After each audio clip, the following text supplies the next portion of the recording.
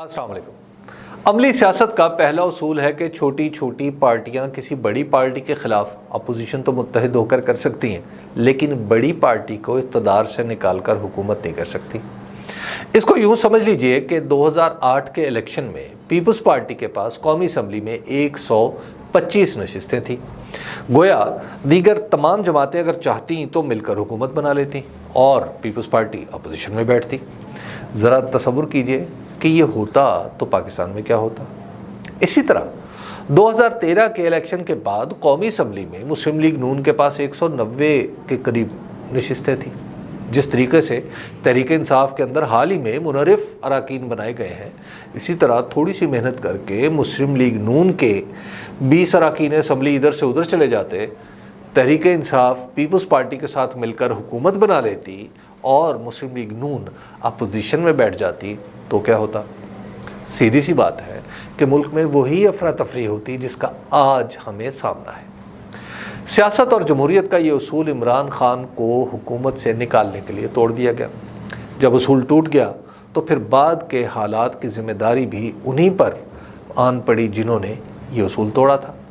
اب وہ اپنی ذمہ داری سے بھاگ نہیں سکتے۔ لاکھ کہیں کہ عدم اعتماد کا ذکر تو دستور میں بھی ہے اور اتنے لوگوں کو ملا کر حکومت بھی بنائی جا سکتی ہے وغیرہ وغیرہ۔ یہ استدلال جمہوری طور پر قابل قبول ہی نہیں۔ یہ صرف پاکستان میں ہی دیا جا سکتا ہے اور یہیں کچھ لوگ اسے قبول کر سکتے ہیں، کیونکہ پاکستان میں ہی اس طرح تحریک عدم اعتماد منظور ہو سکتی ہے۔ یہ بالکل ایسی ہی دلیل ہے جیسے کوئی یہ کہے کہ میں نے ڈرائیونگ لائسنس لے لیا ہے، لہٰذا اب مجھے لوگوں کو اپنی گاڑی کے نیچے رون دینے کا حق بھی حاصل ہو گیا ہے۔ سیاست کا دوسرا اصول ہے کہ حکمرانوں کے بیانیے میں تضاد نہیں ہونا چاہیے۔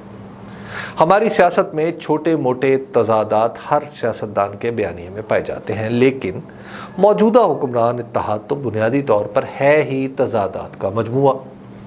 اس اتحاد نے موجودہ اسمبلیوں کو جعلی کہا، 7 مارچ تک انہیں توڑنے کا مطالبہ کرتے رہے۔ عمران خان جس الیکشن کے ذریعے منتخب ہوئے اسے دھاندلی زدہ قرار دیتے رہے، حتیٰ کہ پاکستان کے اہم ترین اداروں کو عمران خان کا پشتی بان قرار دے کر ان کے خلاف تلخ ترین بیانات بھی جاری کیے گئے۔ جب صورتحال میں تبدیلی آئی تو سب کچھ بدل گیا۔ اسمبلی جائز ہو گئی۔ دھاندلی کے ذریعے منتخب ہونے والے عمران خان کو اسمبلی میں ہی قائد حزب اختلاف بن کر اپنا جمہوری کردار ادا کرنے کی دعوت دی جانے لگی اور یکایک پاکستان کے لیے اسمبلیوں کی میعاد پوری کرنا ضروری ہو گیا۔ یعنی وہ اسمبلی جس میں عمران خان وزیر اعظم تھے تو ناقابل قبول تھی، لیکن عمران خان قائد حزب اختلاف بن جائیں تو عین حلال ہو جائے گی۔ اتنے تضادات کے ساتھ اگر یہ حکومت چلتی رہتی ہے تو اس کا صرف ایک ہی مطلب ہے کہ یہ چل نہیں رہی، اسے چلایا جا رہا ہے۔ سیاست کے بنیادی اصولوں میں سے ایک یہ بھی ہے کہ جب لوگوں کے ذہن میں خیالات کروٹ بدلتے ہیں تو بہت کچھ بدلنے لگتا ہے۔ علامہ اقبال نے یوں ہی نہیں کہا تھا کہ جہان تازہ کی افکار تازہ سے ہے نمود، کہ سنگ و خشت سے ہوتے نہیں جہاں پیدا۔ پاکستان میں خیالات نے وہ کروٹ لے لی ہے جس کے نتیجے میں تبدیلی کا آنا ٹھہر گیا ہے۔ اس بنیادی اصول کو نظر انداز کر کے ہم صرف واقعات کا تجزیہ کر رہے ہیں اور خطا کھا رہے ہیں۔ ایک خبر آتی ہے تو اگلے واقعے کے اندازے لگانے لگتے ہیں، اور دوسری خبر آتی ہے تو پہلا واقعہ بے معنی لگنے لگتا ہے۔ حالات کا تھوڑا سا تموج، افراد کا معمولی سا تحرک ہم صحافیوں کے اوسان خطا کر دیتا ہے۔ سب ان معاملات کو شہباز شریف اور عمران خان کی باہمی کشمکش کے طور پر دیکھ رہے ہیں۔ کوئی اس طرف توجہ نہیں کر رہا کہ آخر ایسا ہو کیوں رہا ہے۔ حکومتوں کی اٹھا پٹک تو پہلے بھی چلتی رہی ہے، اب ایسا کیا مختلف ہو گیا ہے؟ ان سوالات میں پوشیدہ جواب یہ ہے کہ زمانہ بدل رہا ہے۔ پاکستان میں دولت اور اختیار کی بے ڈھب تقسیم اب تک عوام کی نظروں سے اوجھل رہی ہے۔ کچھ خاص لوگ ہوا کرتے تھے جنہیں اس کاریگری کا پتہ تھا، وہ چپ رہتے تھے یا بولتے تھے تو خاموش کرا دیے جاتے تھے۔ اسمارٹ فون نے یہ قضیہ الٹ دیا ہے۔ انسانی تاریخ میں پہلی بار اطلاع کی حد تک عام آدمی اور حکمران کے درمیان مساوات قائم ہوئی ہے۔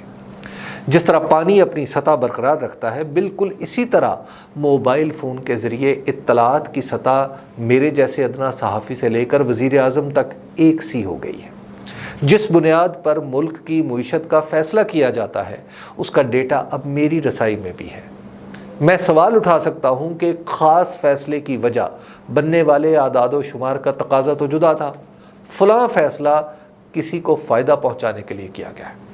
پاکستان میں اطلاعات کی اس مساوات کے منطقی نتیجے کے طور پر عام آدمی سمجھتا ہے کہ میرا وزیر اعظم خود کو حکمران نہ سمجھے بلکہ مجھ سے کیے ہوئے وعدوں کا حساب دے۔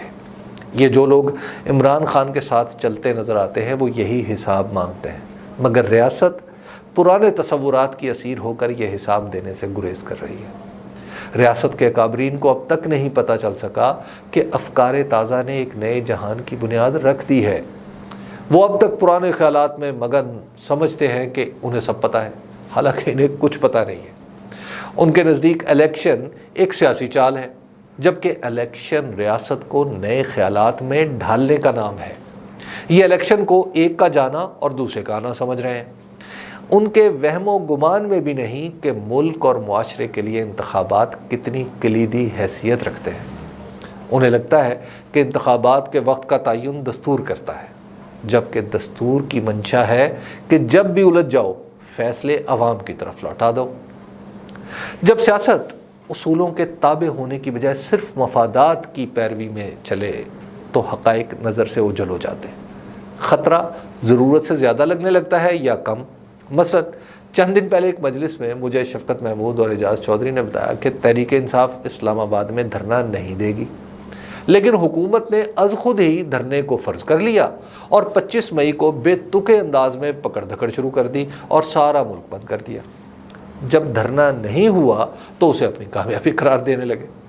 اسی طرح دھرنا نہ ہونے پر خوشی منانے والوں کو یہ علم ہی نہیں کہ دھرنا تو جاری ہے، کیونکہ دھرنے سے پیدا ہونے والے تشنج میں حکومت مبتلا ہو چکی ہے۔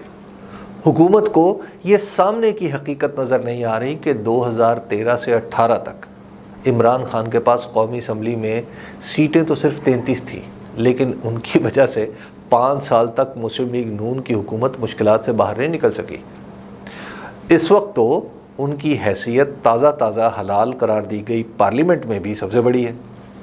حکومت میں شامل کوئی جماعت عددی اعتبار سے ان کے قریب بھی نہیں پہنچتی اور اسمبلیوں کی مدت ختم ہونے میں بھی وقت کم رہ گیا ہے۔ ان حالات میں یہ حکومت اگر مستقبل بعید کے بارے میں سوچ رہی ہے تو کیا کہا جا سکتا ہے؟ اسی طرح یہ کہنا کہ موجودہ حکومت کا معیشت کی بہتری کے لیے اقتدار میں رہنا ضروری ہے تو یہ بات بھی پچھلے 1.5 مہینے میں غلط ثابت ہو چکی ہے۔ مفروضے کے لیے مان بھی لیں کہ موجودہ حکومت میں معیشت درست کرنے کی صلاحیت ہے، لیکن جب ملک کی سب سے بڑی پارٹی جلد سے جلوس اور احتجاج کر رہی ہوگی تو حکومت کے اس دعوے کو کون مانے گا؟ معاشی استحکام تو ویسے بھی سیاسی استحکام کی ضمنی پیداوار ہے۔ جب سیاسی استحکام ہی نہیں ہوگا تو معیشت میں بہتری کے منصوبے کاغذوں سے آگے نہیں بڑھنے کے، اور سیاسی استحکام سوائے انتخابات کے کسی اور طریقے سے ممکن نہیں ہوتا۔ انتخابی سیاست کے ایک طالب علم کے طور پر میں یہ ضرور عرض کر سکتا ہوں کہ انتخابات کے نتائج کبھی کسی پارٹی کی توقع کے عین مطابق نہیں ہوتے، لہٰذا ان سے ڈرنے کی کوئی ضرورت ہوتی ہے نہ غیر معمولی کامیابی کی امید لگانے کی۔ عین ممکن ہے کہ جب انتخابی مہم چلے تو عمران خان اپنی مقبولیت کی لہر برقرار نہ رکھ پائیں یا کچھ ایسا ہو جائے جو موجودہ حکومتی اتحاد کے لیے فائدہ مند ثابت ہو۔ دنیا کی جمہوری تاریخ میں یہ اصول بھی آزمودہ ہے کہ آزادانہ اور منصفانہ انتخابات ملکوں کو ہمیشہ آگے کی طرف لے کر جاتے ہیں اور ان سے انکار کرنے والی طاقتیں آخر کار کہیں کی نہیں رہتی۔ اگر ہماری حکومت الیکشن سے دامن بچاتی رہے گی تو عمران خان کا دھرنا بھی چلتا رہے گا اور وہ تشنج بھی بڑھتا جائے گا جس میں یہ جوڑ جاڑ کر بنائی گئی حکومت مبتلا ہو چکی ہے۔ خبر کی دنیا